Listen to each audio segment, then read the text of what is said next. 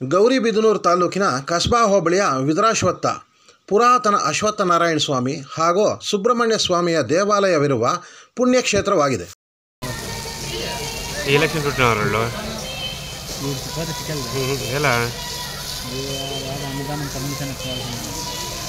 ಮಹಾಭಾರತ ಕಾಲದ ಧೃತರಾಷ್ಟ್ರನ ಆಪ್ತ ಸಲಹೆಗಾರ ಮಂತ್ರಿಯಾಗಿದ್ದ ವಿದುರನು ಇಲ್ಲಿ ಒಂದು ಅಶ್ವತ್ಥ ವೃಕ್ಷವನ್ನು ನೆಟ್ಟು ಬೆಳೆಸಿದನೆಂಬ ಪ್ರತೀತಿ ಇದೆ.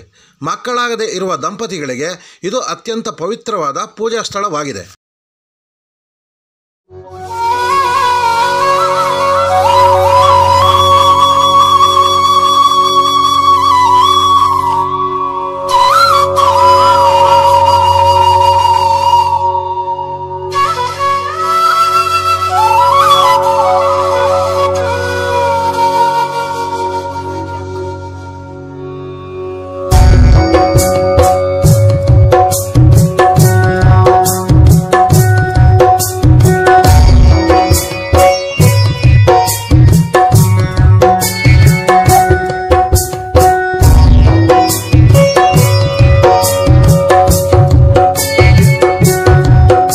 ದೇವಸ್ಥಾನದ ಸುತ್ತಮುತ್ತಲೂ ವಿಶಾಲವಾದ ಅಶ್ವತ್ಥ ವೃಕ್ಷದ ಅಡಿಯಲ್ಲಿ ಭಕ್ತ ಜನರಿಂದ ಪ್ರತಿಷ್ಠಾಪನೆಗೊಂಡಿರುವ ಸಹಸ್ರಾರು ನಾಗಶಿಲಾ ಮೂರ್ತಿಗಳು ತುಂಬಿವೆ.